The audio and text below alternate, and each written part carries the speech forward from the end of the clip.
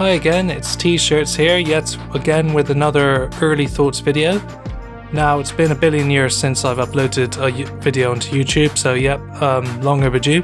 So yeah, this time this early thoughts video is about a relatively new anime called Black Clover, which started back in early October of this year. So I think it's the 3rd of October. Yeah, and apparently one or two people on the internet, can't remember who or where it came from, have claimed it to be the next Naruto, possibly. Now, I haven't watched Naruto. I've only read the first 3 or 4 volumes of the manga. For those who don't know what Black Clover is, it's a series based, well, the anime is based on the manga of the same name, which came out early 2015. It's a Shonen Jump property, so yeah, that's a good sign. It's a fantasy-based anime. Yeah, this video is just not really, don't worry, there won't be any major spoilers in this one because there's only been 3 or 4 episodes since it came out, and I haven't read the manga, so this is pretty much a blind viewing, if you will. No previous experience with the show, or even the manga. So this is just sort of a summary of what it's about, the characters involved, and my first impressions when watching the show. Like the animation, like the music, the tone, you know, those sort of things. So it won't be a very long video, it's just really just a summary, just to give you an idea of what it's like and hopefully persuade or not persuade you to watch it. So without further ado, let's begin. So the story is, everyone is set in a sort of alternative universe where magic is common ground.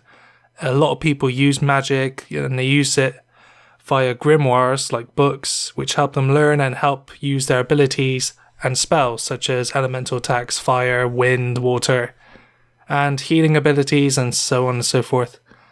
The land is run by a wizard king, and the wizard king's job is pretty much just that, to be the king who rules over the land. With the soldiers he calls, well, everyone calls the magic knights, who helps protect the lands with said king.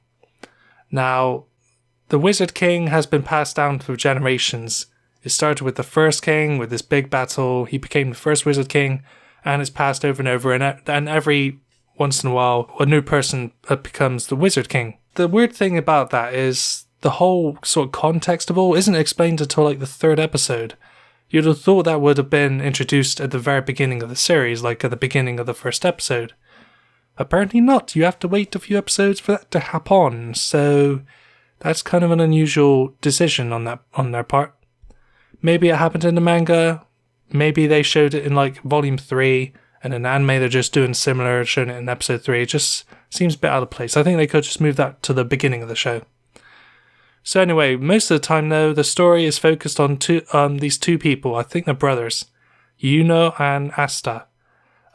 They were 2 kids that were abandoned by their parents and were left with a priest and the people who work at the church orphanage, which is just outside of like the main kingdom, which is called Clover Kingdom. These 2 people, Yuno and Asta, they aim to become magic knights and to eventually become the next wizard king. Soon or later, they become sort of rivals after a confrontation with one of the bad guys, which you'll forget about instantly because he's like a generic evil warrior number 37, I don't know. Yeah, as I said earlier, it's like the summary of the lore is played after we're introduced to Yuno and Asta, which makes the first couple episodes kind of like, okay, sort of establishes the world, but not as well as the 3rd does. The 3rd episode does pretty well at doing that. Let's start with Asta, because a lot of people have been talking about this little bugger. Asta is, I think, the older brother. He's pretty much your typical lively, extra determined, hyperactive puppy, like Naruto, for example. He's always saying he wants to marry one of the nuns who works at the church, but he keeps getting rejected. It's kind of funny. To me, he gets annoying quite quickly, but if it's not just his personality and his appearance that gets on my nerves, it's his voice. Now, if you go to anywhere like Reddit or, you know, any forum about Asta from Black Clover, chances are they'll talk about his gruff, loud voice, which does get grating even after a few seconds of the first episode. To say what it sounds a bit like a cat that's being choked, but pitched down a few semitones. It's like at the end of every sentence, he ends it with a long ah. It's just obnoxious. It's like, I'm gonna be the best, or I'm gonna kick your butt, want some mayonnaise, It's like, what? Stop going at the end of it. But imagine that, but with sort of a bending inflection. You know, like, I'm gonna be the best. It's, if you find my voice annoying, it's about as annoying as that, if not more so, or vice versa, depending on how much you hate my voice. Fortunately, he is like the only person that's incapable of using magic. No matter how much he trains, no matter how much he tries, he just can't use magic like everyone else can. They have this ceremony for people to receive new grimoires or better grimoires to improve their skills. Every time he's went to that ceremony, he's never got a book. He's never received a grimoire. At first, it's a bit of a combination of I feel sorry for him, but at the same time it's like, yeah, you annoying bugger. Yeah, that's what you get for being annoying. Ugh. It's hard to feel more sympathetic because of like how he acts and how he sounds. Just from how he sounds, I know it's harsh, but he's not a real character. Who cares? So and of course, he feels humiliated and, you know, alienated from everyone else who does have a grimoire. So yeah, I guess the message from his character is persistence may pay off in the end, which I won't spoil, but I'll say that it does not long after the show begins. He does get stronger, although it does get a little overdone and predictable, this whole concept. Like I said, Naruto, Goku, pretty much any main protagonist of those kind of shows, he's pretty much one of them, just with different skin and eyes and mouth and voice. Ugh. Enough about his voice, because it's getting annoying. Let's just move on to Yuno, because he's pretty much the exact opposite. Yuno is quite composed, of few words, you know, doesn't talk that much. But on the other hand, he's very skilled at using magic. He's sort of like a prodigy, if you will. The complete opposite of Asta. Quite mature for his age, even in appearance. He's quite sort of like narrow-eyed. He's sort of like stern. He's serious. He's, that sort of stoic sort of appearance. During the ceremony where they receive their grimoires and books, unlike Asta, who gets nothing, Yuno just happens to have the 4-leaf clover, which is said to have been owned by the king at some point, who ruled the land. Like one of the first kings, I think. And everyone's like, oh my god, it's good luck. Oh, he's going to be the king. He's going to have great power. Ugh. So yeah, Yuno, he's pretty much a Sasuke. That's pretty much all I can say, really. So Asta's Naruto and Yuno's Sasuke. Except they do end up sort of getting along. Sort of. Yuno, though, is the blander of the two brothers. At least Asta, he's annoying, but at least he's somewhat more relatable and interesting. Yuno, I don't think he has had much of a time to shine at this point after a few episodes. Now it's time to talk about something, well, the most important thing to me anyway about anime is the animation. It's not really anime if it doesn't animate, right? Does it look nice? Well, it's good, yeah. I'd say so. The environments are pretty detailed and they look pretty nice. One particular landmark in the show is the demon skull, the giant demon skull that acts like a cave. That's pretty cool. That's something it might have been done before, but I like it. Also, there's nice light reflecting details. That's pretty cool. To me, the backgrounds though sort of overshadows, sort of outclasses the other elements of the show, like the character models, the moving objects, that are drawn frame by frame. The backgrounds to me are the highlight, which is a shame because the character models aren't bad either. It has a sort of fairly traditional style to it, like albeit with some alterations to how the noses are drawn and maybe the eyes, and mainly the sort of not the pupils, the pupils. No, just the eyes in general, really. With a more sort of European look, I'd say. I don't know. My nitpick, though, is those little lines underneath their chin. It's like they got facial hair, even the women, which is kind of strange freak show material. Why they couldn't just make that sort of like just a different color, like with that other shading, instead of just drawing lines that makes it look a bit cheap? I don't know, it's just a bit inconsistent to me. A nitpick of the century. Overall though, I'd say it's well presented. I mean, I think the biggest problem for me, other than that nitpick, which is not a big problem ironically, is just it doesn't have much of a distinct style.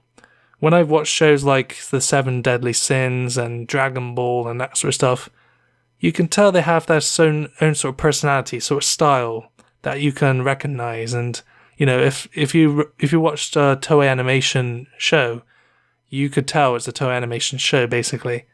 But with this one, not as much, not really. There is one moment as well, I think it's in the first episode, where CG is used, like CGI, for like, I think it's like the change during a battle or something. It's a bit jarring because those sort of effects aren't really used that often. Maybe for the books as well during the ceremony, but it is a bit jarring considering the rest of it is pretty much just straight animation or like, you know, painted backgrounds. It's kind of weird. Yeah, prepare yourselves for that. So what about the overall like tone of the show? Is it worth watching for anyone, or is it just for like fantasy fans or, you know, Shonen Jump fans, what have you? It is an adventure. It is sort of like a fantasy adventure. Like, is it wrong to pick up girls in a dungeon? Or is it wrong to try to pick up girls in a dungeon, I think it's called. You know, Seven Deadly Sins, those kind of shows. It's not overly serious in terms of narrative. Because, you know and Asta sort of get on kind of because they're related, I think. But there's still a sense of rivalry, but without much confrontation. It's just more of a game. More like a who can be the best sort of scenario. But I can easily imagine, like with shows like Naruto, like it can get darker. It'll get darker, more serious as the story progresses, like with a lot of shows, but mainly Naruto, which start off relatively sort of, you know, lighthearted, you know, about getting stronger, and so yeah, that I can easily see that happening. As I said, I've never read the manga, so I don't know if that happens. If like one becomes a demon and the other becomes a cute little Cupid, I'm not sure. So yeah, there's a sort of mutual respect between the two. In a way, it kind of weakens the whole competition of it all. Like, as I said, on the other, it is an adventure, so it is quite light-hearted as well. It has a humorous tone on several occasions, like when Asta is trying to win the affection of Nun by saying "marry me," but he gets rejected every time. Very exaggerated facial expressions for those who love those kind of exaggerated facial expressions. And, you know, with fast movements and, you know, crying and, you know, but in an over-the-top manner, it gives it more of a range of, like, moments, as opposed to just fighting enemies and, you know, emotion and that. It lightens up the mood overall. The problem with the humour, though, is sometimes it falls a bit flat, like it's trying a bit too hard to be funny. And I think it's most notable in the third episode, I think, where they try to be funny, and the funny moments is when they're downplayed, whilst the goofier scenes don't really help much. It just kind of makes it anti-funny, if you will. But in the end of the day, I can get what it's trying to do. It's trying to be like this sort of whimsical, like, oh, this young person going from zero to hero sort of scenario. We're just going to have to wait until like the next few episodes to see if that happens, because, like I said, didn't read the images, didn't read the pictures on the main J. At the end of the day, what do I think of it, and would I recommend it? The answer is, I would say, yeah, it's not bad. It's fairly straightforward, and I think it's quite accessible. You know, early days at the moment, in the anime anyway. Now's not a bad time to just sort of tune in, and if I did give it a score, I wouldn't, because scores don't really matter in these kind of things anymore. It's all about, you know, content, and in my opinion, it's not a bad show. It sets everything up pretty well, and I like the animation. It's alright for the most part, and the music is kind of forgettable. I can't remember anything. Can't remember the intro. I think the credits were quite good, music-wise. Although the lack of backgrounds and, just lack of detail and just seeing two characters together instead of, making some more elaborate, it's a bit of a shame.